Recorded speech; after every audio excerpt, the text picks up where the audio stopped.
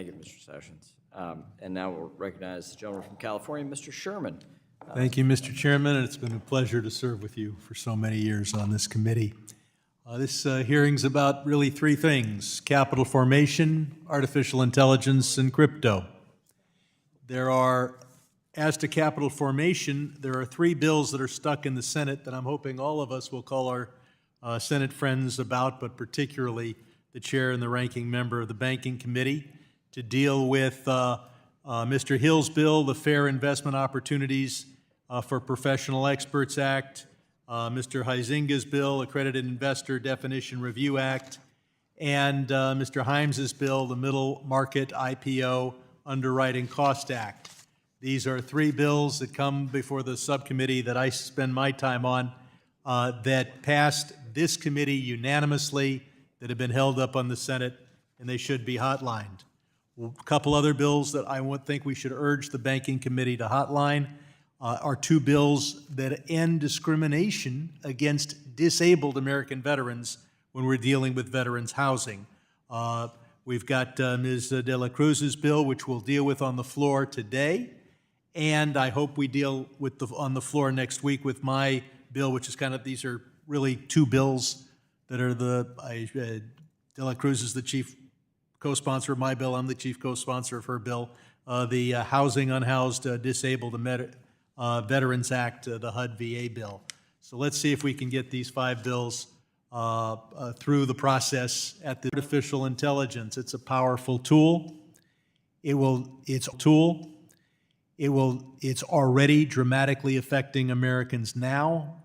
I'm sure there'll be outstanding, insightful comments from our colleagues as to how we can deal with it in the next decade. But I'd like to focus a little attention on the second half of this century, when perhaps artificial intelligence becomes not a powerful tool for good and evil, but a creature with its own goals. This is something I first spoke on the House floor about in the year 2000, when my staff told me to shut up and I sounded crazy. I've been talking about it more or less, and it sounds considerably less crazy every year since then. Trillions of dollars will be spent on artificial intelligence. There's no way to stop that. There's a lot of money, there's a lot of power, and there's a lot of good from artificial intelligence.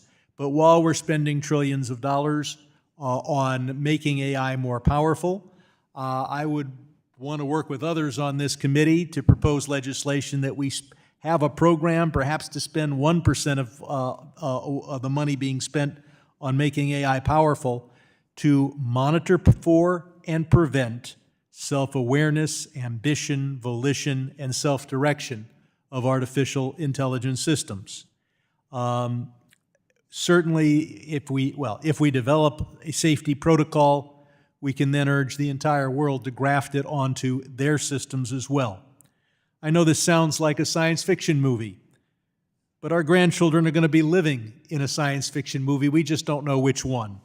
Let's hope it's one of those boring ones like Star Trek, where humans are in control, and not a dystopian Terminator movie instead. Schwarzenegger has been in enough of those. Finally, Mr. Chairman, you couldn't really complete your service here without Sherman talking about crypto in a derogatory manner. But I want to do something that I don't often do, and that is praise the insight of Donald J. Trump.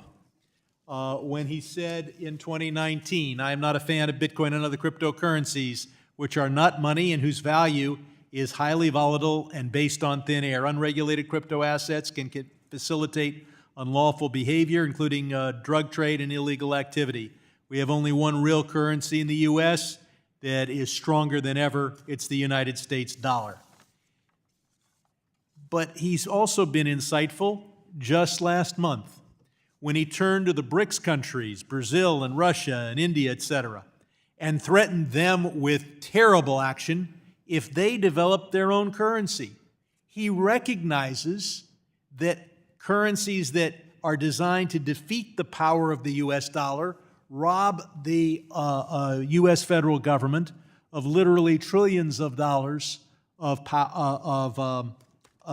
finance by taking away the role that the U.S. dollar plays as a reserve currency, and undermines our system of financial enforcement, particularly with particularly with sanctions.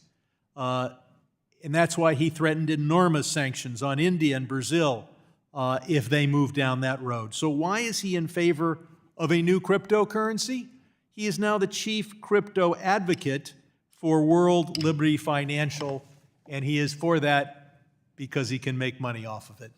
He was thought much more clearly before the prospect of billions of dollars of personal gain was put before him.